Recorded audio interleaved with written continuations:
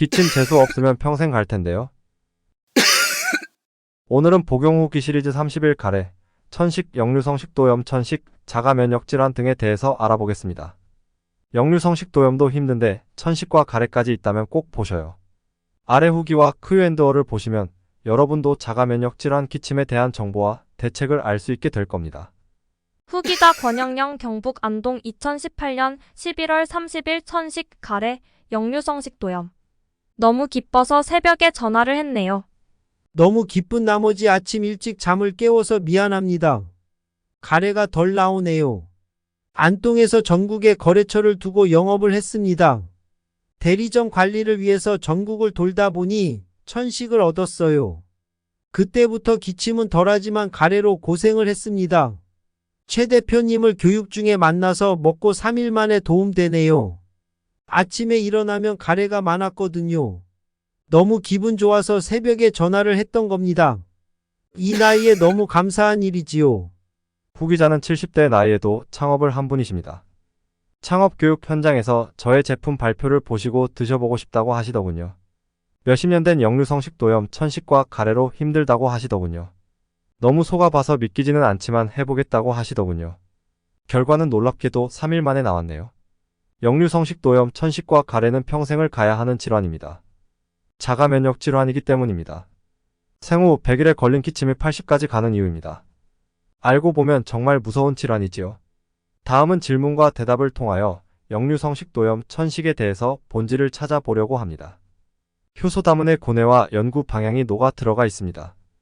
이러한 과정을 통하여 여러분들의 통찰과 지혜를 도와드리고자 만든 코너입니다. 여기가 핵심 Q&A 본질 찾기 역류성 식도염, 천식이시라면 이런 의문은 없으셨나요? 왜? 역류성 식도염, 천식이 발생할까? 위산이 역류하여 발생하지요. 왜? 역류성 식도염, 천식이 오래갈까? 무의식의 몸이 기억하고 있기 때문이지요. 왜? 천식을 몸이 기억하게 될까? 비슷한 상황만 연출되어도 천식을 하게 되지요. 왜? 천식이 위험할까? 비염, 축농증, 편도선염, 폐렴, 폐결핵의 원인이 되지요.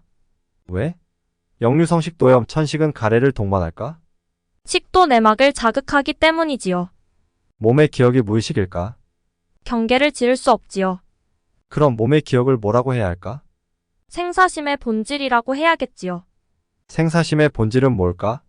생존을 위한 본능이지요. 왜? 천식을 생존을 위한 본능과 연결지을까? 바람이 불기 전에 이미 기침을 하니 그렇지요. 그럼 바람이 불기 전에 하는 기침을 무의식이라고 할까?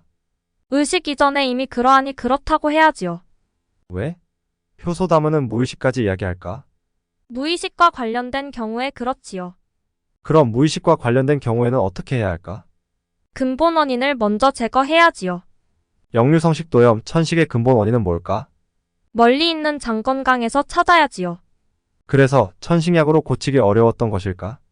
당근이지요. 그럼 장 건강이 좋아진다고 역류성 식도염, 천식이 좋아질까?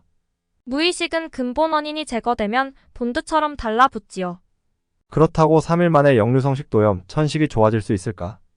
효소담은보다 우리 몸의 신비겠지요. 역류성 식도염, 천식의 추천 요소는 뭘까?